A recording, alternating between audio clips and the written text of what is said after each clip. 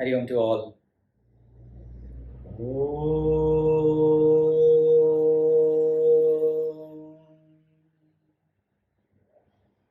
समस्त जन कल्याणे निरतं करुणामयं नमामि चिन्मयं देवं सद्गुरुं ब्रह्मविद्वरम्। ॐ शान्ति शान्ति शान्तिः। हरिः ॐ श्री गुरुभ्यो नमः। हरिः ॐ। Hari Om to one and all. The 18th week of Vedānta Jñana Yajña. Last session we spoke about the three: the real, what we call as Sat, the unreal, the Asat, and the illusion, Mithya. And we also discussed that let us not waste our time on anything which is unreal. Let us move to what is real. Therefore, Advaita Vedanta holds everything perceived or experienced as real, meaning even the dream state and even the waking state, same reality. No, that is the question. How real these objects are, and also whether they are absolutely real. This is our inquiry. How reality it is, how much real it is. It is so beautifully said in the Shastra, Brahma Satyam Jagan Mithyeti. That Brahman, the absolute truth, is the only reality, is the absolute real. And the rest all are relatively real. Last time we already spoke about what is unreal. Sky, flowers. Nobody has experienced it, nobody has seen it. So it is unreal. That is considered unreal. But we also spoke about the snake and the rope, which came into perception of somebody for a very short period of time. That is a mithya, which is relatively real for that moment. But when the reality was dawned, oh, it is not a snake, it is rope, that snake went away and the rope remained. In the same way, in dream, it's not that we don't see things in dream. We see things, we perceive things as real, as tangible as we are awake. This aspect of reality, the level of reality, has been given a name known as apparently real, pratibhasika satya. It means seemingly real or true, but not necessarily so. Apparently real, and we have all our experiences. But the question is, how real is this world of ours which we see in the waking state? And this particular waking state is called as empirically real or vyavaharika satya. Let me again go to the meaning of the word empirical. It means based on, concerned with, or verifiable by observation or experience rather than theory or pure logic.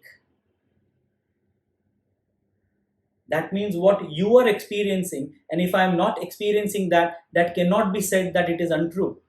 What I am experiencing, and if you are not experiencing, you cannot tell me that no, it may not be true, only you are hallucinating. No. If I am experiencing something, Advaita Vedanta gives it a reality. But here it's a very particular thing. We both, all of us, experience the table, the computer, the tree, the mountains at the same simultaneous time, isn't it? And this experience is not like the dream experience or like the snake and rope experience, where it is momentary and it changes. This remains for a longer period of time. But it remains for a longer period of time does not mean it does not change. One would say, yeah, but mountains don't change, they remain forever. No, it is not right. It is untrue. Even mountains change. It is unfortunate that we don't live long enough to see the changes in the mountain. That's why we say mountains are very, very old. When we say something is very, very old, what does it mean? That currently it is old. Some point in time it was young, and there must be a point where it began. And this is where we get our science into play. Now we know that the tectonic plates movement, only then the mountains were began. Isn't it? So, like there was some shift and the mountains were there, there may be in future some change and the mountains may not be there. Therefore, even mountains, I'm just giving an example, are not permanent. Therefore, they are apparently real. But I can see it, I can feel it, I can touch it. So why do you call it not real? Because apparently real things or the empirical real things, beg your pardon, empirical real things or vyavaharika satya, they are dependent on the empirical order only. Meaning, empirical order meaning that if a particular object is to be seen, only your eyes will be able to see, not your nostrils. They are all your sense objects. And not only that, if that object comes in front of your eyes and your eyes are seeing it, the eyes will be able to see it only when the empirical order of the mind paying attention will be there. Isn't it? Don't we happen, so many times it happens to us that our friends just cross in front of us and we are thinking of something. And the friend comes and says, hello, where are you? You didn't see me? Oh, I didn't see you, but I was right in front of you. Because your mind was not there. The empirical order. Even if you remove your eye and keep it on the side, the eyes will not be able to see.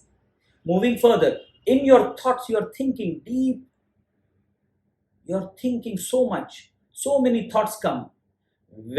Up till when thoughts can come to your mind? Till the time the mind is connected with the consciousness. So long as the mind has the connection of the consciousness, the mind can think. It can have imaginations. The moment that connection is removed, there is no thought. It becomes nirjeev. Isn't it? This is the empirical order that we call it vyavaharika or transactional truth. So it is, but it is not permanent. Let's go back to our initial studies. Didn't we study in the sadhana chatushtaya viveka vairagya? What was viveka? About what viveka? Discrimination about what? What is real? What is unreal? What is permanent? What is impermanent? Nitya anitya viveka vicharam. This is exactly where Shastra is getting us to.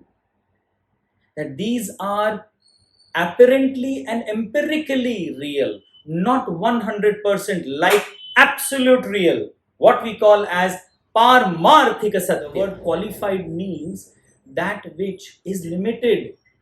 You are qualified only for this, not for that. That absolute reality is not only qualified for it. It cannot be dismissed. It is total. It is full. It is complete. It is purnata. Therefore, the beautiful mantra that we sing at the end of every session, Purnamada, Purnamidam, Purnat, Purnamudachyate, isn't it? Why? Because we get our mind again and again to the real.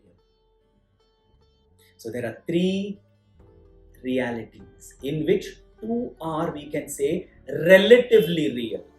One is the apparent reality, pratibhasika satya. The second is empirically real, vyavaharika satya, which we all experience it together. But where does Shastra want us to focus upon is the absolute reality, the paramarthika satya, that which is in and through everything. Even when in the deep sleep, when you are unaware of the body, when you are unaware of any dreams, even when your mind is switched off, the absolute reality, you are still there. With these few words, today we have concluded a brilliant or most important aspect of our study, the Nitya Anitya Vastu Viveka, that which is real, that which is unreal. At this point, I take a Madhya Virama.